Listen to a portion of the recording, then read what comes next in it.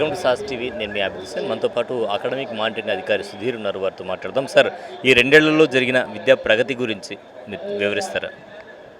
ప్రభుత్వ పాఠశాలని బలోపేతం చేయడంలో భాగంగా మరి ప్రభుత్వం తీసుకున్నటువంటి అనేక రకాలైనటువంటి విప్లవాత్మక మార్పులకి మరి పేద విద్యార్థులకి చేదోడుగా ఇది నడుస్తుంది. మరి ప్రభుత్వ పాఠశాలలో చదివే విద్యార్థుల కోసం వారి తల్లిదండ్రులు ఎక్కడ ఇబ్బంది పడకుండా మరి తల్లికి వందనం అనేటువంటి కార్యక్రమాన్ని ప్రారంభించి విద్యార్థులకి ప్రతి ఒక్కరికి కూడా 15,000 రూపాయలు ఇవ్వడం, ఎంతమంది విద్యార్థులు ఉంటే అంతమందికి కూడా 15,000 రూపాయలు ఇవ్వడం అనేటువంటిది ఒక మంచి సుపరిణామం. ఆర్థికంగా పిల్లల తల్లిదండ్రులు ఎక్కడ కూడా ఇబ్బంది పడకుండా వాళ్ళకు ఒక భరోసా ఇవ్వడం అనేటువంటిది జరుగుతూ ఉంది. దీంతో పాటుగా ప్రభుత్వ పాఠశాలలో చదివే విద్యార్థులకి పాఠశాలల ప్రారంభంలోనే సర్వేపల్లి రాధాకృష్ణన్ విద్యార్థి మిత్ర కార్యక్రమంలో భాగంగా text books, notebooks, shoes, belts, uniforms, ఇతర విద్యా సామగ్రి అంతా కూడా సమకూర్చి పిల్లలు విద్యలో రాణించే విధంగా పిల్లలకి చేయూతను అందించడం, దీంతో పాటుగా ప్రాథమిక విద్యను బలోపేతం చేయడం కోసం ఫౌండేషన్ లిటరసీ అండ్ న్యూమరసీలో భాగంగా మరి విద్యార్థులకి అటు ఉపాధ్యాయులకి అనేక రకాలైనటువంటి గుణాత్మకమైనటువంటి మార్పులు చేస్తూ FLN మెటీరియల్, ఎన్రిచ్ మెటీరియల్ అని, అదేవిధంగా జాదూ పితారా కిట్స్ అని మరి మనం చూస్తున్నాం. ఇక్కడ మరి ప్రత్యేక అవసరాలు కలిగిన విద్యార్థుల కోసం భవితా కేంద్రాల్లో చదువుతున్నటువంటి పిల్లల కోసం అనేక రకాలైనటువంటి ఏర్పాట్లని మరి ప్రభుత్వం తీసుకుంటూ ఉంది.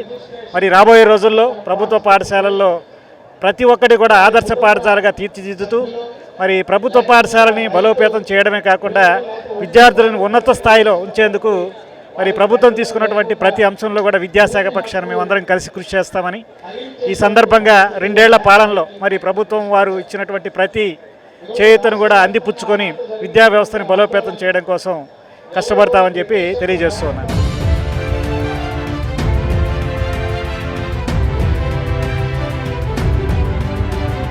3 జతల యూనిఫామ్స్ ఇస్తున్నాం, బెల్ట్ ఇస్తున్నాం, అదేవిధంగా స్కూల్ బ్యాగ్ ఇస్తున్నాము.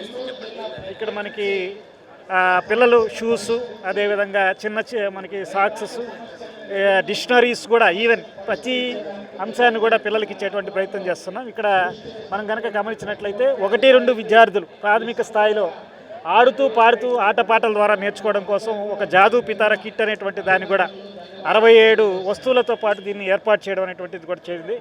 దీనిని మనం ఒక 2 ఏళ్లుగా మన ప్రభుత్వ పాఠశాలలో, ప్రాథమిక పాఠశాలలో అమలు చేయడం వల్ల చక్కగా విద్యార్థులు ప్రతి స్కూల్లో కూడా దీన్ని మనం పంపించడం జరిగింది సార్.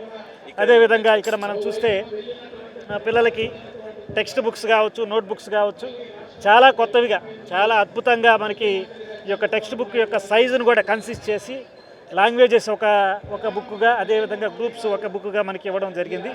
నోట్బుక్స్ కూడా చూస్తే ఎక్కడ ఎలాంటి ఫొటోస్ కానీ ఏమీ లేకుండా పూర్తి స్థాయిలో మరి ప్రభుత్వం ద్వారా ఈ యొక్క టెక్స్ట్ బుక్స్ అనేటువంటి, నోట్బుక్స్ అనేటువంటివి ఇవ్వడం జరిగింది. సో చక్కగా మరి పిల్లల యొక్క విద్యాభివృద్ధి కోసం ఈ అంశాలన్నీ కూడా దోహదపడతాయని చెప్పి చెక్ ఏదో పెట్టున్నారు. దేనికోసం? ఇది మన పిల్లలకు సంబంధించి రాబోయే ఈ విద్యా సంవత్సరానికి సంబంధించి తల్లికి వందనం అనేటువంటి కార్యక్రమం ద్వారా ప్రతి విద్యార్థికి కూడా అమౌంట్ ఇవ్వడం జరుగుతుంది. మన దగ్గర ఈరోజు ఒక 3 పిల్లల పేరెంట్స్ మనకి రావడం జరిగింది. వాళ్ళకి 45,000 రూపాయలు, ప్రతి కుటుంబంలో ఉన్నటువంటి 3 పిల్లలకి 45,000 రూపాయలు చెక్ ఇస్తున్నట్టుగా గౌరవ ప్రజాప్రతినిధుల ద్వారా ఈరోజు మనం చెక్కు కూడా అందించడం జరిగింది. ఏదైతే ఇన్క్లూజివ్ ఎడ్యుకేషన్లో ఈరోజు పిల్లలందరికీ కూడా అందరూ సమ్మిళిత విద్య అంటాం. ఇప్పుడు ఎవరిని కూడా CWS పిల్లల్ని సపరేట్గా చూడడం అనేది జరగదు. కామన్ పిల్లలతో పాటే వాళ్ళు చదువుకోవాల్సిందే, విద్యను అందించాల్సిందే. దానిలో భాగంగా మనం సహిత విద్యకు సంబంధించేసి ప్రభుత్వం భారతదేశంలోని మొట్టమొదటిసారిగా ఆటిజం కేంద్రాలు ఓపెన్ చేస్తున్నాము. ఏది కూటమి ప్రభుత్వం వచ్చిన దాకా ఆటిజం అంటే ఒక్కొక్క ఆటిజం పిల్లలకి ఇంచుమించు 30,000 నుంచి 50,000 ఖర్చు అవుతుంది. అలాంటిది ఈ విద్యా సంవత్సరం నుంచి ఆటిజం కేంద్రాల్లో అలాంటిది ఉచిత సేవలు అందిస్తున్నాము. అలాగే భవితా మానిటరింగ్ సంబంధించి దృష్టి యాప్ అనేది ఒకటి తీసుకురావడం జరిగింది. పిల్లలు కానీ లేదంటే టీచర్స్ కానీ వాళ్ళందరూ మానిటరింగ్ కూడా దాని ద్వారా జరుగుతుంది. అదేవిధంగా కొత్తగా ఈ సంవత్సరం పారా స్పోర్ట్స్, వాళ్ళ పారా ఒలింపిక్స్కి ప్రభుత్వం తరపు నుంచే, ప్రభుత్వ పాఠశాల నుంచే మనం పంపించడం జరుగుతుంది.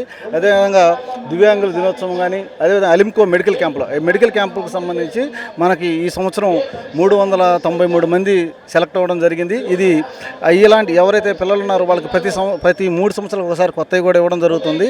ఈ మెడికల్ క్యాంపులు ఎవ్రీ ఇయర్ జరుగుతుంది. వాళ్ళకి మనము జూన్లో స్కూల్కి ఎప్పుడైతే పాఠశాల ప్రారంభానికి ముందే వాళ్ళందరికీ కూడా మన మెటీరియల్ కూడా అన్నీ అందించడం జరుగుతుంది.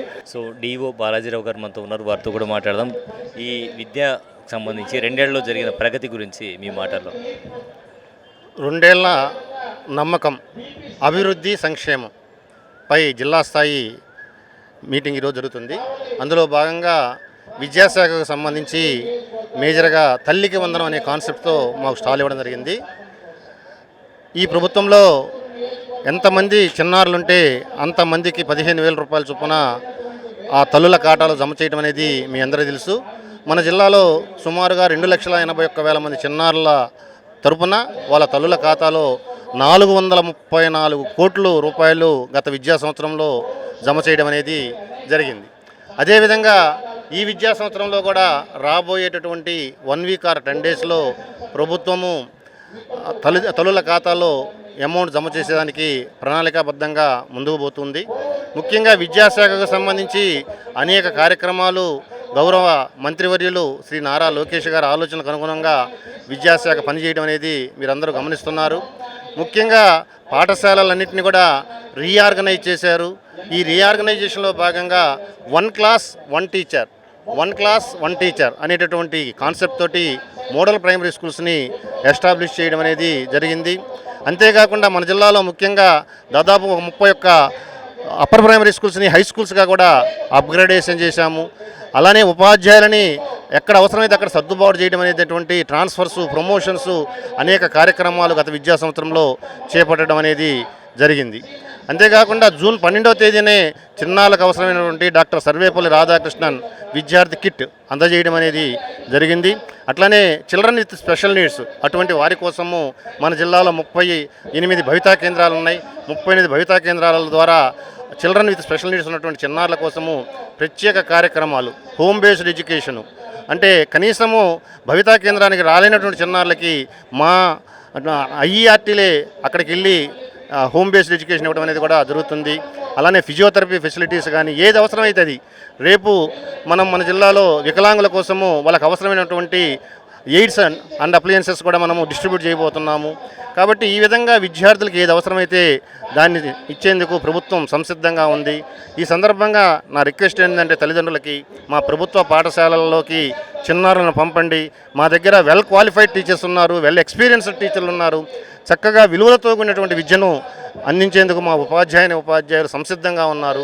అంతేకాకుండా ఈ విద్యా సంవత్సరంలో మీరు అందరూ గమనించారంటే 10వ తరగతి పరీక్ష ఫలితాలలో అత్యద్భుతమైనటువంటి మార్కులు, గతంలో ఏదో కార్పొరేట్ పాఠశాలలో చూసేటటువంటి మార్కులైనటువంటి 595, 594, 593, 592, 591, 590 వంటి మార్కులతోటి 22 మంది విద్యార్థులు మన జిల్లాలో 590 కన్నా ఎక్కువ మార్కులు సాధించారు.